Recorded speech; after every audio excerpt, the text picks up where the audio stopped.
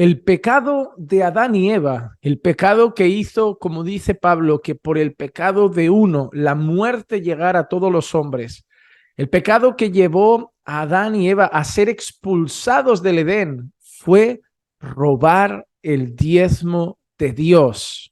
Va Dios con Adán y Eva, coma de este, coma de este, coma de este, coma de aquel. ¿Quiere de ese? ¿Quién es helado? Usted que está bien flaca, se come esas toronjas, está como una camándula, cómasela. Coma, coma. Este no. El árbol de bien y del mal. Señor, ¿por qué? Porque es mi diezmo. Es lo mío. ¿Lo qué?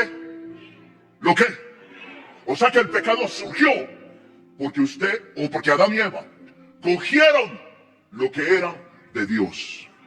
Después de escuchar este vídeo, lo más sorprendente es que a mí en el oído me sonaba familiar, me sonaba parecido a un discurso que ya había escuchado no hace poquito, sino un discurso algo más antiguo. Así que busqué un poquito en ese fichero de mi memoria y encontré esto. El pecado original del Edén fue el robar el diezmo. The original sin in Eden was stealing of the tithe. Toda esta tierra es tuya. The whole earth is yours. Tiene todos los recursos que tú necesitas. It has all the resources you need. Pero hay una cosa que no me puedes tocar. But there is one thing you can't touch. Es lo que es mío. That which is mine. El árbol del conocimiento del bien y el mal representa o simboliza el diezmo. Quiero decir varias cosas en este vídeo que tienen que quedar muy presentes. Primera cosa, la iglesia o ministerio Maranata al que pertenece el predicador del primer vídeo que han visto es una iglesia o un ministerio de la prosperidad.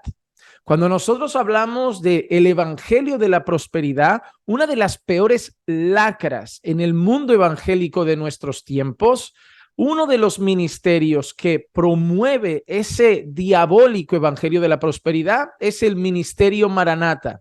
No es solo este predicador el que ha aparecido en alguno de nuestros vídeos tocando temas relacionados con el prostituido evangelio de la prosperidad, sino muchos otros y en diferentes países. El ministerio Maranata tiene sucursales en muchos lugares de este mundo. Iba a decir iglesias, pero de verdad, si fuera una iglesia bíblica, una buena congregación, diría iglesias. Pero ese ministerio no se le puede llamar iglesia. Perdónenme, pero a la luz de la palabra, de lo que la Biblia define que es una iglesia, a la luz de la Escritura, no lo es. Ni predican el mensaje de la iglesia, ni se conducen como una iglesia, así que no se le puede llamar de esa manera, porque entonces lo que estamos haciendo es desmerecer el nombre de iglesia que sí tienen algunas congregaciones, muchas congregaciones que están afirmadas en la palabra del Señor.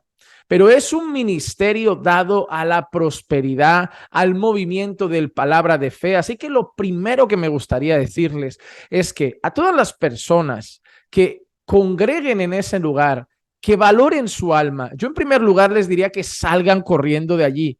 Pero si no quieren salir porque no les entra a lo mejor ahora mismo en la cabeza eso, les resulta chocante, miren sus Biblias, analicen las Escrituras, no se dejen llevar por las barbaridades que están diciendo desde el púlpito, escudriñen como los bereanos si lo que dicen es verdaderamente palabra de Dios. Vayan a investigar, vayan a estudiar y salgan del engaño. Muchos sé que seguirán allí porque en el fondo la Biblia dice que se han hecho maestros conforme a sus propios deseos, porque ya no soportan la sana doctrina y por lo tanto al final tienen esos predicadores de la prosperidad porque muchos de los corazones que están ahí quieren prosperidad. Una de las cosas que nos muestra que es un ministerio de la prosperidad es que su discurso, como han visto en el segundo vídeo, es idéntico al discurso del señor Guillermo Maldonado. El señor Guillermo Maldonado es un hombre reconocido a nivel mundial precisamente por eso, por ser uno de los principales precursores de habla hispana del evangelio de la prosperidad. A pesar de que se encuentra en los Estados Unidos, si no me equivoco, de habla hispana es uno de los hombres que más ha promovido el evangelio de la prosperidad. Más allá de que ya no tiene un testimonio adecuado para estar al frente de una obra, Más allá de eso, por todo lo que se dio a nivel familiar, su mensaje demuestra que no es un verdadero siervo de Cristo afirmado en la palabra del Señor y que solamente tiene interés en las riquezas materiales, que sus ojos están puestos en lo terrenal y que su Dios es su propio vientre y por eso no duda en hacer mercadería de las personas que tiene delante allí donde va y seguir apadrinando iglesias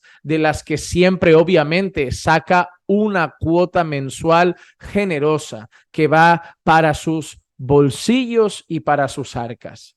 Pero cuando nosotros vemos esto y nosotros vemos Génesis, en ningún momento la palabra dice que Adán tocara el diezmo de Dios. Es más, en aquel entonces el Señor ni siquiera había establecido eso. El Señor simplemente había dotado de una norma, una ley al hombre. Habían frutos de los que podía comer, todo estaba a su disposición y había ahí un árbol del que tenían prohibido comer.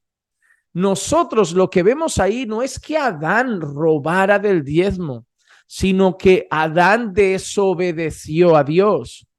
El ser humano no cayó bajo maldición por el hecho de no dar el diezmo a Dios o tomar el diezmo de Dios. El ser humano cayó bajo maldición porque pecó, porque desobedeció a Dios. Dios le había dicho, el día que comas, ciertamente morirás. El día que comas, el día que desobedezcas mi palabra, el día que desobedezcas mi ley, el día que desobedezcas mi norma, ciertamente morirás. Más allá de eso, vemos la inmensa gracia de Dios que los cubrió con pieles cuando ellos se habían cubierto un poco con esas hojas, pero que no tapaban su vergüenza y el Señor los cubre con pieles y además les promete un redentor que pisaría para siempre la cabeza de la serpiente, nuestro Señor Jesucristo. Pero en ese contexto no vemos nada que tenga que ver con el diezmo. Pero mira cómo empieza para que entiendas cómo juega esta gente. Adán y Eva podían comer de todo, pero no podían comer de un árbol. Ese árbol lo tenían prohibido. Ellos dicen que es el árbol de las cosas de Dios, de Dios. Ellos tomaron de ese árbol. ¿Para dónde viajamos ahora? Nos vamos a Malaquías. Vosotros tenéis todos los recursos disponibles, pero hay unos recursos que le tenéis que dar a Dios. Y como toquéis de esos recursos, entonces habéis robado a Dios en vuestros diezmos, en vuestras ofrendas y vendrá condenación. En ese sentido, llega la gente y te dice algo, a los que no leen Biblia, a los que no leen la palabra del Señor, ¿qué les dicen? Les dicen que Adán y Eva no dieron el diezmo y por eso la humanidad cayó bajo maldición. 2, les dice que el Señor castiga a los que no diezman. 3, el miedo llega al corazón. Porque si entonces no diezmo, Dios puede castigar tus finanzas, Dios puede mandarte una deuda, Dios puede mandarte una plaga que invada tu casa y se venga abajo lo material porque le has quitado a Dios lo suyo. Entonces tú ya vas en tu ignorancia con miedo. Y entonces vas a dar con miedo esa parte que primero, una pregunta, ¿el 10% es de Dios o todo es de Dios? ¿Lo que nosotros tenemos es nuestro o es del Señor que nos lo ha concedido? Cuando nosotros damos por miedo, ahora, ¿dónde está el dador alegre ahí? ¿Dónde está el que da de corazón?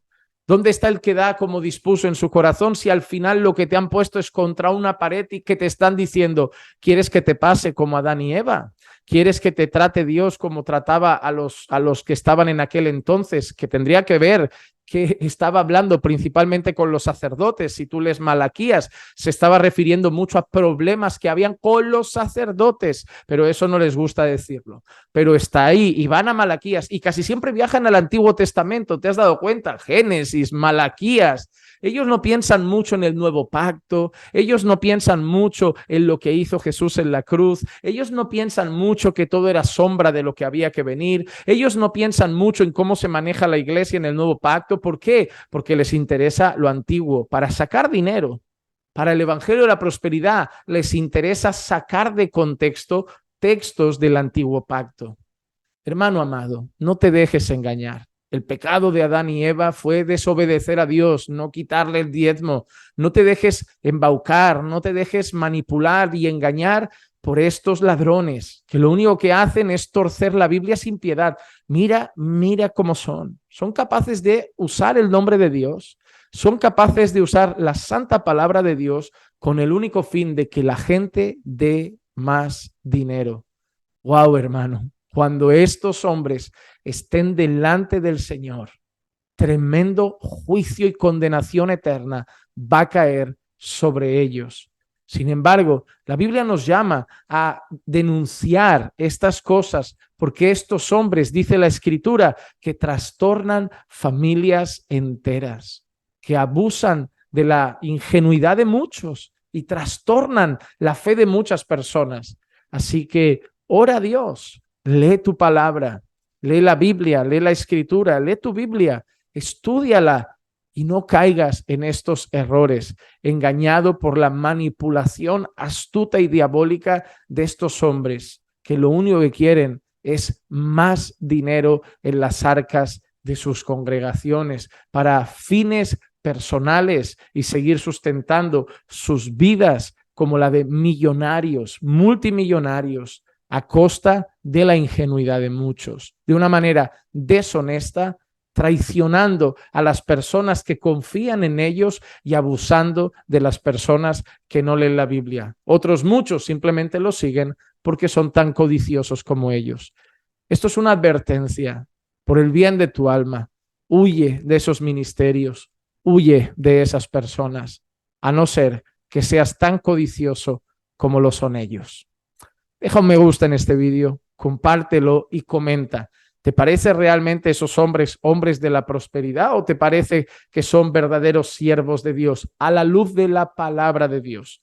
No a la luz de lo que cada uno sienta o piense, a la luz de la palabra. Deja tu comentario. Que la gracia y la paz de nuestro Señor Jesucristo sea con todos y cada uno de ustedes siempre. Recuerden que los amamos en el Señor.